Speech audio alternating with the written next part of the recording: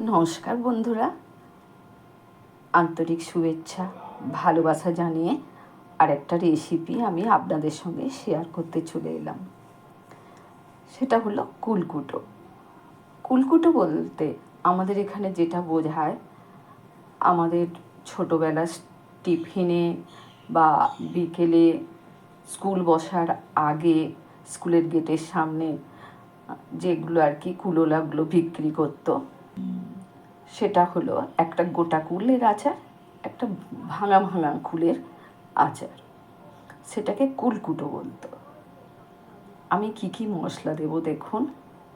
সমস্ত মশলা আমি বাজার থেকে এনে ধুয়ে রোদে শুকনো করে তবে তুলি। জোয়ান দেব, জিরা দেব, ধনে দেব, শুকনো লঙ্কা, সাদা তিল, দুটো তেজপাতা দেখুন আমি জলে ধুয়ে ভালো করে দুটো রোস্ট করে নেব।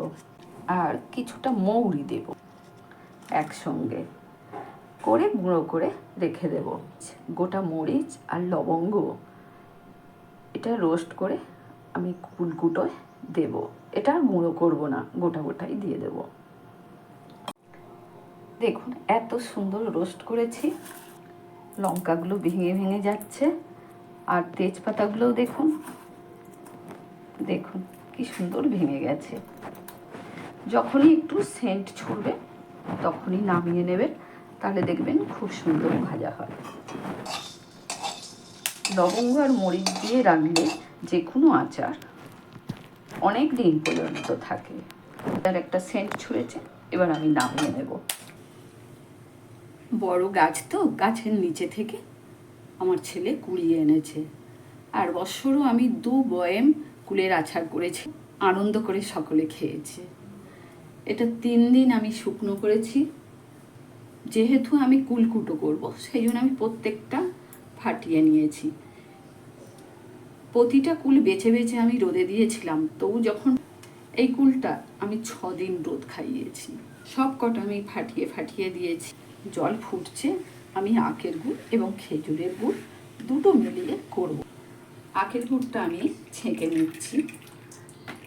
আস্তে আস্তে ঘোরালে গুড়টা ছেঁকে সব পড়ে যাবে এবং ময়লাগুলো ছাঁকুনিতে রয়ে যাবে। কত ময়লা দেখুন।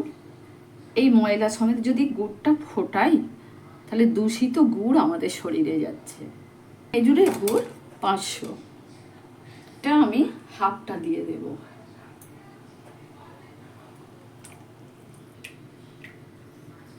পুরো 500 গুড় আমি দিলাম। এই গুড়টা একটু ভালো করে ফুটিয়ে নেব। দুটো এলাচ মুখ ফাটিয়ে দিলাম। এবার আমি ঢেলে নেব। কড়াটা আবার পরিষ্কার করে নিলাম। সর্ষের তেল দিলাম, ফোড়ন দিলাম। প্রতিটা কুলেরই আমি বোটা ছাড়িয়ে দিয়েছি শুকনো করতে দেওয়ার সময়।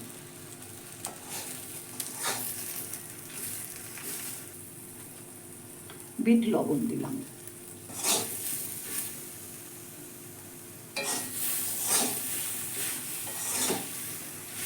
এই কাঁচের বয়ামে তুলে রাখবো। এবার গুড়টা ঢেলে দিলাম। পুরো গ্যাসটা লো করে আমি করব। কুলগুলো দেখুন ফুটে কত বড় বড় হয়েছে। সামান্য হলুদ দিলাম।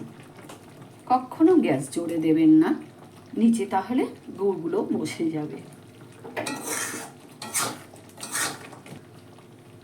জানালা দিয়ে রোদ পড়েছে। যে ভাজা মশলাটা করলাম ছড়িয়ে দিলাম। মরিচ আর লবঙ্গ রোস্ট দিলাম। এইভাবে করলে আপনার কুলকুটো অনেক বছর থাকবে। আর কিছুটা মশলা ছড়িয়ে দিলাম, চাপা দিয়ে রেখে দিলাম। চাপাটা খুলছি এবারে। দেখুন কতটা সুন্দর হয়েছে। দেখুন দেখুন আমি থালাতে ফেলছি, দেখুন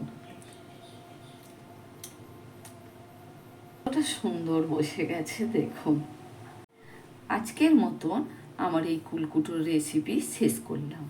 আমার এই রেসিপি যদি ভালো লাগে অবশ্যই সাবস্ক্রাইব করবেন, কমেন্ট করবেন, লাইক দেবেন, শেয়ার করবেন।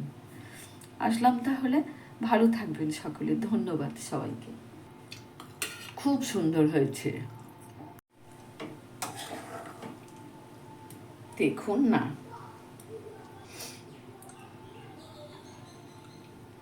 জেলির মতন হয়েছে দেখুন।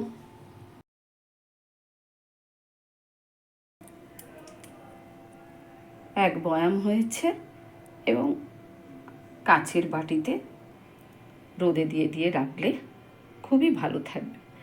না, আপনারা যদি পারেন তেঁতুল দেবেন, কারণ আমি ওনাদের জিজ্ঞাসা করেছিলাম, ওনারা তেঁতুল দিয়ে করে না, সেই জন্য আমি তেঁতুল দিলাম না।